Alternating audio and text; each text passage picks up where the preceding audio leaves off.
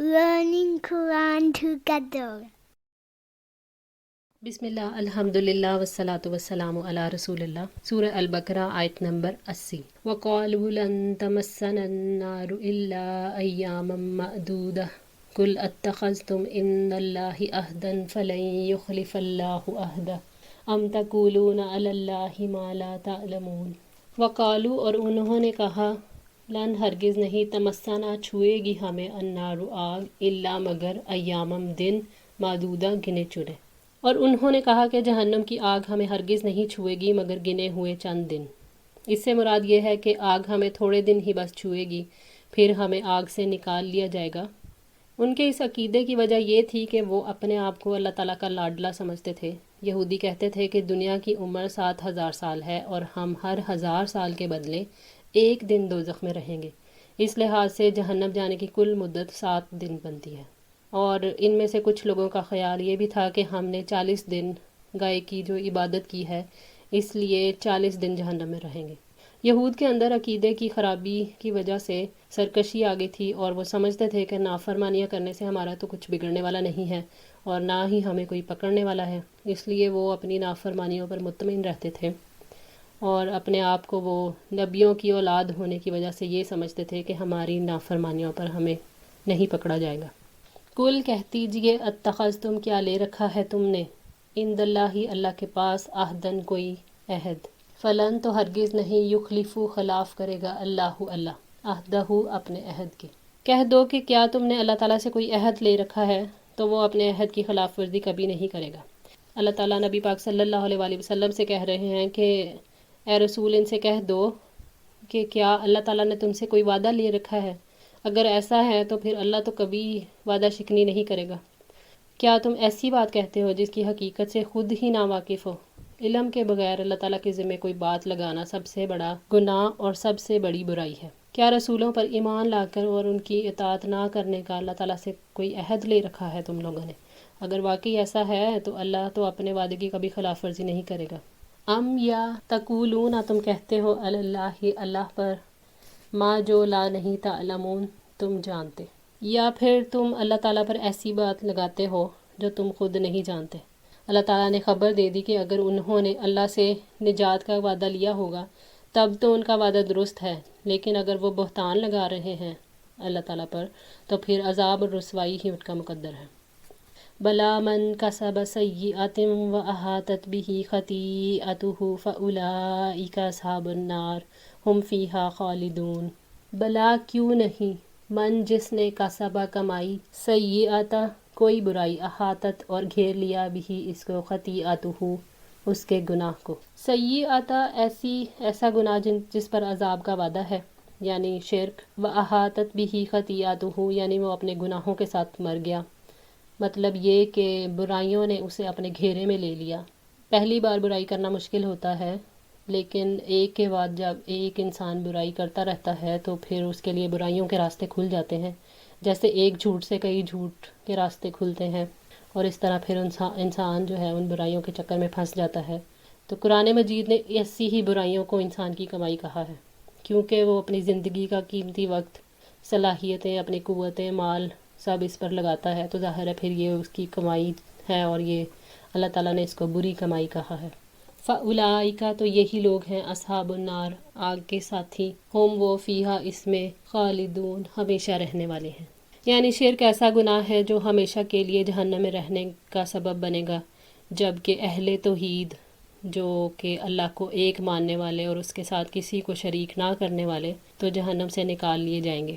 والذین آمنوا وعملوا الصالحات اولئک اصحاب الجنہ ہم فیہا خالدون۔ والذین اور وہ لوگ جو آمنوا ایمان لائے، یعنی وہ لوگ جو اللہ تعالیٰ، اس کے فرشتوں، اس کی کتابوں اور رسولوں اور آخرت کے دن پر ایمان لائیں گے، وعملوا الصالحات اور نیک عمل کریں گے۔ نیک عمل وہی ہے جس کا مقصود اللہ تعالیٰ کی رضا ہو، اور دوسرے یہ کہ وہ عمل نبی پاک صلی اللہ علیہ وآلہ وسلم کی سنت کے مطابق ہو، وہی صرف نیک عمل ہے۔ اولئک اصحاب الجنہ اور وہی جنت والے ہیں، ہم فیہا خالدون اور وہ ہمیشہ اس میں رہنے والے ہیں۔ اللہ تعالیٰ نے جنت ان لوگوں کے لیے بنائی ہے جو اللہ تعالیٰ کو، اس کے احکامات کو دل سے مان لیں اور اس کے مطابق عمل کریں۔ اللہ تعالیٰ نے فرمایا، نہ تمہاری تمناؤں پر مدار ہے اور نہ اہل کتاب کی تمناؤں پر۔ جو کوئی بھی برا عمل کرے گا اسے اس کی سزا دی جائے گی، اور وہ اللہ تعالیٰ کے سوا نہ کوئی دوست پائے گا اور نہ کوئی مددگار۔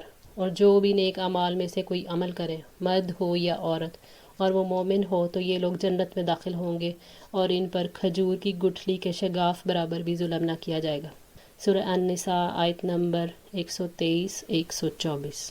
وَإِذْ أَخَذْنَا مِيثَاقَ بَنِي إِسْرَائِيلَ لَا تَعْبُدُونَ إِلَّا اللَّهَ وَبِالْوَالِدَيْنِ إِحْسَانًا وَذِي الْقُرْبَى وَالْيَتَامَى وَالْمَسَاكِينِ وَقُولُوا لِلنَّاسِ حُسْنًا وَأَقِيمُوا الصَّلَاةَ وَآتُوا الزَّكَاةَ ثُمَّ تَوَلَّيْتُمْ إِلَّا قَلِيلًا مِّنكُمْ وَأَنتُم مُّعْرِضُونَ۔ وَإِذْ اور جب أَخَذْنَا لیا ہم نے میثاق پختہ عہد بنی اسرائیل سے، اور جب ہم نے بنی اسرائیل سے پختہ عہد لیا۔ بنی اسرائیل کو جب بھی کوئی حکم دیا جاتا تھا وہ نافرمانی کرتے تھے۔ اللہ تعالیٰ نے اپنے احکامات کی پابندی کروانے کے لیے ان سے پختہ قسمیں اور وعدے لیے، کیونکہ اس کے بغیر وہ کوئی حکم قبول نہیں کرتے تھے۔ لا نہیں تعبدون، تم عبادت کرو گے، الا اللہ، مگر صرف اللہ کی۔ اللہ تعالیٰ نے یہاں صرف اپنی عبادت کا حکم دیا ہے، اس کے ساتھ کسی کو شریک ٹھہرانا منع ہے۔ یہی دین کی بنیاد ہے، اور اللہ تعالیٰ کے ہاں اس بنیاد کے بغیر کوئی عمل قبول نہیں ہوتا۔ یہ پہلا حکم اور پہلا واجب ہے، اور اللہ تعالیٰ کا اپنے بندوں پر یہ حق ہے، اور اس کے بغیر کوئی عمل قبول نہیں ہوتا۔ وَبِالْوَالِدَيْنِ، اور ساتھ والدین کے احساناً، احسان کرنا۔ اس کے بعد اللہ تعالیٰ نے فرمایا کہ اللہ تعالیٰ کے حق کے بعد سب سے بڑا حق والدین کا ہے، اسی لیے اللہ تعالیٰ نے والدین کے ساتھ حسن سلوک کا حکم دیا ہے۔ اللہ تعالیٰ نے فرمایا، اور ہم نے انسان کو اس کے والدین کے بارے میں وصیت کی۔ اس کی ماں نے دکھ پر دکھ اٹھا کر اسے اٹھایا، اور اس کا دودھ چھڑانا 2 سال میں ہے، کہ میرا شکر ادا کرو اور اپنے والدین کا بھی، اور میری ہی طرف لوٹ کر آنا ہے۔ سورہ لقمان آیت نمبر 14۔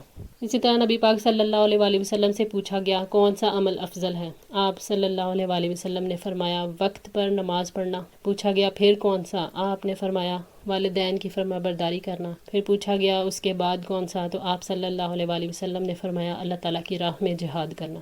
صحیح مسلم 252۔ وذی القربیٰ، اور رشتہ داروں کے ساتھ۔ رشتہ دار چاہے دور کے ہوں یا قریب کے ہوں، ان کے ساتھ حسن سلوک کے ساتھ پیش آنے کا عہد لیا گیا۔ اللہ تعالیٰ نے کہا حل جزاء الاحسان الا الاحسان، نیکی کا بدلہ نیکی ہی ہے، سورہ رحمان میں آیت نمبر 60 میں۔ قرآن مجید میں تقریباً 11 جگہوں پر رشتہ داروں کے حقوق کا ذکر ہے، اور اسی طرح اللہ تعالیٰ نے سورہ بنی اسرائیل کی آیت نمبر 26 میں بھی فرمایا اور رشتہ داروں کو اس کا حق دو، اور مسکین اور مسافر کو بھی، اور تم بیجا خرچ نہ کرو۔ پھر نبی صلی اللہ علیہ وآلہ وسلم نے فرمایا کہ کسی کام کا بدلہ دینا صلہ رحمی نہیں ہے، بلکہ صلہ رحمی کرنے والا وہ ہے کہ جب اس کے ساتھ صلہ رحمی کا معاملہ نہ کیا جا رہا ہو تب بھی وہ صلہ رحمی کرے۔ صحیح بخاری۔ سیدنا عثمان بن عامر رضی اللہ تعالیٰ عنہ سے روایت ہے کہ آپ صلی اللہ علیہ وآلہ وسلم نے فرمایا مسکین کو صدقہ دینا ہے، یعنی کہ اس کے لیے 1 نیکی ہے، اور رشتہ دار کو صدقہ دینا 2 نیکیاں ہیں، صدقہ بھی اور صلہ رحمی بھی۔ والیتامى، اور یتیموں سے۔ یتیم وہ ہے جو کم سنی میں باپ کے سایہ سے محروم ہو جائے، اور کتاب و سنت میں ان کے ساتھ نرمی سے اور ان کی کفالت کی ترغیب دلائی گئی ہے، اور ان کے مال کی حفاظت کے بارے میں بھی نصیحتیں موجود ہیں۔ سیدنا سہل بن سعد رضی اللہ تعالیٰ عنہ سے روایت ہے کہ نبی پاک صلی اللہ علیہ وآلہ وسلم نے فرمایا کہ میں اور یتیم کی پرورش کرنے والا جنت میں اس طرح ہوں گے۔ پھر آپ صلی اللہ علیہ وآلہ وسلم نے شہادت اور درمیانی انگلیوں سے اشارہ کر کے بتایا۔ بخاری 6005۔ والمساکین، اور مسکینوں کے ساتھ۔ اللہ تعالیٰ نے مساکین کے ساتھ حسن سلوک کا حکم دیا ہے۔ مسکین وہ محتاج اور تنگ دست ہے جس کے پاس اتنا نہ ہو کہ وہ اپنے بیوی بچوں کا خرچ اٹھا لے۔ صفوان بن سلیم اس حدیث کو روایت کرتے تھے کہ نبی صلی اللہ علیہ وآلہ وسلم نے فرمایا بیواؤں اور مسکینوں کے لیے کوشش کرنے والا اللہ تعالیٰ کے راستے میں جہاد کرنے والے کی طرح ہے، یا اس شخص کی طرح ہے جو دن میں روزے رکھتا ہے اور رات کو عبادت کرتا ہے۔ صحیح بخاری 6006۔ وَقُولُوا، اور کہو لِلنَّاسِ، لوگوں سے حسنا، اچھی بات۔ پھر اس کے بعد اللہ تعالیٰ نے اچھی بات کہنے کا حکم دیا۔ اچھی بات کا مطلب لوگوں کو نیکی کا حکم دینا اور برائی سے روکنا ہے۔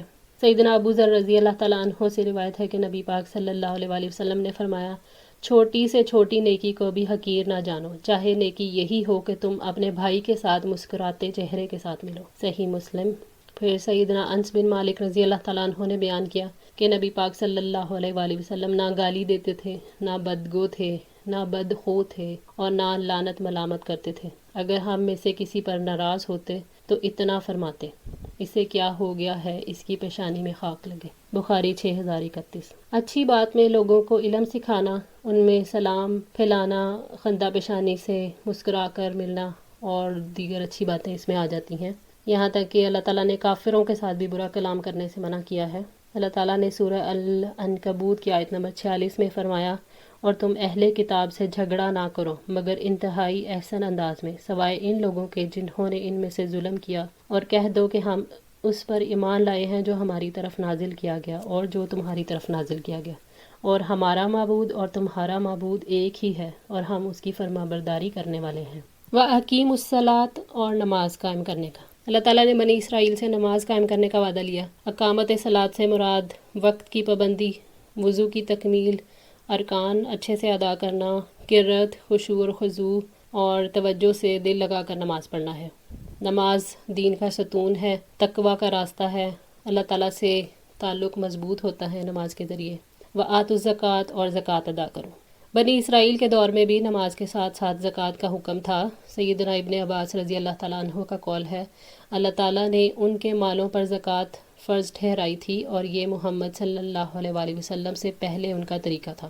ان کے مالوں کی زکوٰۃ قربانی تھی جسے آسمانی آگ آ کر کھا لیتی تھی اور یہ قبولیت کی نشانی تھی، اور جس کو آگ نہیں کھاتی تھی وہ عدم قبولیت کی دلیل تھی۔ ثم پھر تولیتم، منہ موڑ لیا تم نے، الا سوائے قلیلاً، قلیل تعداد کے، منکم تم میں سے، انتم اور تم، معرضون اعراض کرنے والے ہو۔ پھر تم میں سے تھوڑے سے لوگوں کے سوا سب اس عہد سے پھر گئے اور تم منہ موڑنے والے تھے۔ اللہ تعالیٰ سے وعدوں کے بعد کیا ہونا چاہیے تھا اور کیا ہوا؟ ہونا تو یہ چاہیے تھا کہ وہ انہیں اللہ تعالیٰ کا احسان سمجھ کر قبول کرتے، لیکن انہوں نے اس سے اعراض کیا۔ تولیتم، انہوں نے پیٹھ پھیر لی، کیونکہ انہیں ان تمام احکامات سے کوئی دلچسپی نہیں تھی اور نہ ہی وہ ان کی طرف لوٹنے کا کوئی ارادہ رکھتے تھے۔ سیدنا ابن عباس رضی اللہ تعالیٰ عنہ کہتے ہیں کہ انہوں نے سب احکامات چھوڑ دیے۔ الا قلیلا منکم، یعنی صرف چند لوگ ان میں سے ایسے تھے جنہیں اللہ تعالیٰ نے محفوظ رکھا اور انہیں ثابت قدمی عطا کی۔ وَأَنْتُمْ مُعْرِضُونَ، اور تم منہ موڑنے والے تھے، یعنی تم سب جانتے تھے اور جاننے کے باوجود تم نے ان تمام احکامات سے منہ موڑ لیا، کیونکہ تمہیں اپنے نفسوں کی خواہشات جو تھیں وہ زیادہ عزیز تھیں۔ آج کے لیے اتنا ہی۔ دعا ہے اللہ تعالیٰ ہماری اس کوشش کو قبول کرے، ہماری غلطیوں کو، تاہیوں کو، ہماری کمیوں کو معاف فرما کر ہماری اصلاح فرمائے۔ جزاکم اللہ خیر، والسلام علیکم ورحمۃ اللہ وبرکاتہ۔